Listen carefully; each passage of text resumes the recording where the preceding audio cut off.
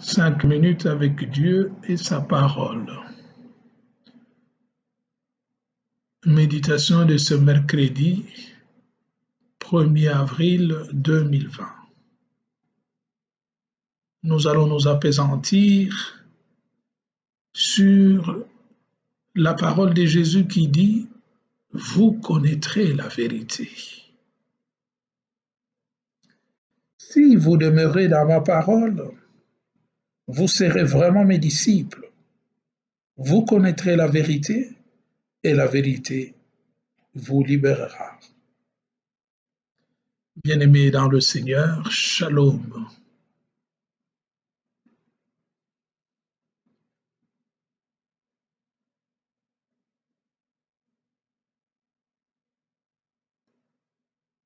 De tout temps, de toute éternité, Dieu a un projet de salut pour les genres humains.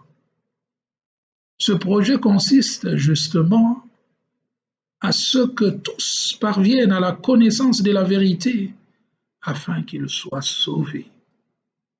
Mais le monde, avec ses séductions et ses contradictions, avec ses pesanteurs, hélas, n'aide pas l'homme toujours à s'enraciner en Dieu. Le monde contient donc le risque pour l'homme de se détacher de Dieu, de glisser hors de Dieu, voire de fuir carrément la présence de Dieu.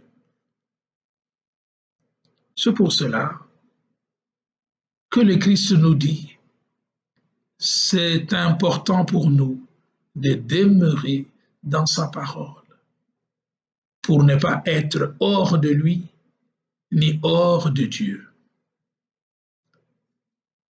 Pour demeurer dans sa parole, cette parole qui est Jésus, cette parole qui est l'Évangile, il est important que nous puissions le connaître, Jésus, et que nous nous laissions guider par l'Esprit Saint, l'Esprit qui fait toutes choses nouvelles. Voilà pourquoi Jésus est la vérité qui nous libère. Puisqu'il est la vérité qui nous libère, il nous invite ainsi à devenir ses vrais disciples. Mais pour devenir ses vrais disciples, nous dit-il, c'est important de demeurer dans sa parole. C'est-à-dire de garder cette parole en nous et d'en faire pour nous un trésor. Autrement dit, devenir des passionnés de la parole de Dieu. Ou comme pour paraphraser le prophète Ézéchiel, être les dévorateurs de cette parole, les ruminants de cette parole, ruminer cette parole, dévorer cette parole jour et nuit pour parvenir à la connaissance de Dieu. Mais quelle est alors la caractéristique du disciple? La lectio divina, c'est ça qui caractérise les disciples. On le reconnaît par quoi? Par cet attachement à la parole, cet attachement à l'écoute de la parole qui fait vivre en ce temps trouble, en ce temps d'incertitude, en ce temps d'inconfort. Est-ce que nous prenons-nous de la peine pour mettre cette parole au centre de notre vie afin que nous soyons instruits d'en haut? Combien de familles profitent de ce temps, comme dit la parole, que tout est grâce et concourt au bien de ceux qui aiment Dieu, en lieu et place de nous lamenter parce que nous ne sortons pas, parce que nous sommes confinés. Oui, l'heure du confinement. Mais il faut justement capitaliser ce moment ici pour nous familiariser avec la parole de Dieu, nous familiariser avec l'être ensemble, nous familiariser avec le partage fraternel de la parole de Dieu. Est-ce que nous savons profiter de ce temps, prendre 5 minutes pour méditer ensemble la parole, afin que de cette méditation-là, nous puissions justement écouter le sucre vital qui en sort et qui fera que cela devienne le trésor, notre sève vitale qui nous meut et qui nous propulse, et faire jaillir en nous ainsi cette prière de la foi, cette prière qui est suscitée par l'écoute assidue de la parole, afin que nous fassions de notre vie une vie dans la foi, une vie avec le Christ. Est-ce que nous capitalisons ce moment ici pour que nous puissions le mettre à profit et que nous puissions mieux connaître le Seigneur, mieux affermir nos rapports interpersonnels, nos rapports familiaux, afin que nous puissions devenir justement l'Église domestique, les familles, que chaque famille devienne le lieu où l'homme est éduqué à la foi et aux valeurs qui font l'essentiel de l'homme dans la vie. Est-ce que nous savons tirer profit de tout cela? Pour nous, quel est l'unique nécessaire selon nous? De faire ce que nous aimerions faire, ce qui nous convient, ou au contraire, faire ce qui nous aide à aller de l'avant, à être mieux, à découvrir plus.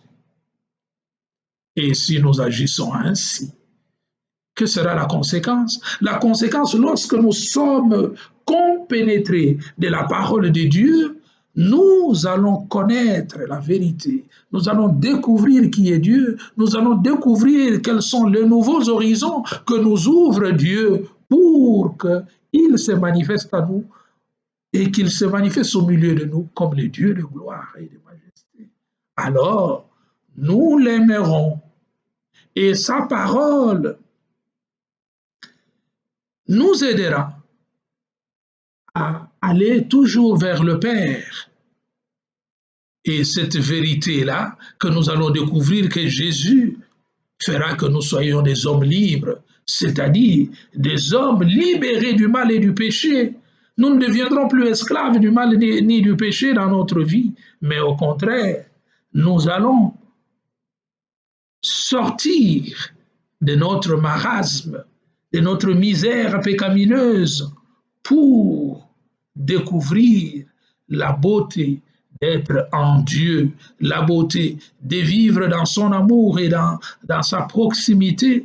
Et alors, lorsque nous serons libérés du mal et du péché, nous ne serons plus sous l'emprise du péché et du mal. Le péché n'aura pas le dictat sur nous et Satan ne pourra ni nous tourmenter, ni nous détruire, encore moins nous ruiner. C'est important donc que nous mettions à profit ce temps. Et alors, la vérité que la parole de Dieu fera de nous des fils dans le Fils, comme lui-même le Christ le dit dans Jean 8, 36, si c'est le Fils qui vous libère, vous serez réellement libre. Alors, qu'est-ce que nous devons faire pour être réellement libres et plus esclaves? Il faut que chacun d'abord fasse cette rencontre personnelle avec Jésus dans sa vie, comme l'a fait Saul sur la route de Damas, comme l'a fait Zachée, comme l'a fait Bartimée. C'est important de faire une rencontre personnelle avec Dieu qui nous libère de nos vicissitudes. Et deuxièmement, il faut accueillir la parole de Dieu et en faire le centre de notre vie, en faire l'absolu de notre vie. Et en troisième lieu, il faut que nous ayons le courage de dire la vérité, oser dire vrai, oser vivre vrai, oser être vrai, pour que nous puissions alors, même si cela nous coûte, accepter ce qui nous coûte, même si même si nous devons perdre quelque chose, mais pour un plus grand bien. J'ai accepté, comme dira Saint Paul dans Philippiens 3:8, de tout perdre pour gagner le Christ qui est le bien par excellence dans Philippiens 3:8. Demandons donc cette grâce et alors les dieux de l'amour nous remplira de ses grâces et de sa miséricorde pour que nous apprenions à vivre dans son amour. Toi qui es la vérité par excellence, enseigne-nous à vivre de cette vérité au jour le jour, afin que, libérés de nos séductions, nous puissions réellement demeurer forts dans ta parole, enracinés dans cette parole, et tu nous ouvriras ainsi les nouveaux horizons vers la vérité et la vérité tout entière. Et tout sera pour ta gloire et pour notre salut. Amen. Faisons alors, invoquons l'aide du Seigneur, qu'il tourne son regard de consolation et de miséricorde sur nous, pour que nous puissions nous libérer de ces séductions du monde afin d'être enracinés en lui et que nous soyons des hommes libres et des hommes qui accomplissent toujours sa souveraine volonté. Ô toi Notre-Dame, jette ton regard de compassion sur nous qui recourons à toi. Ô toi Notre-Dame, jette ton regard de compassion sur nous qui recourons à toi. Seigneur Jésus, jette ton regard de compassion sur nous qui recourons à toi. Et que le Dieu de bonté vous garde et vous protège, le Père, le Fils et le Saint-Esprit.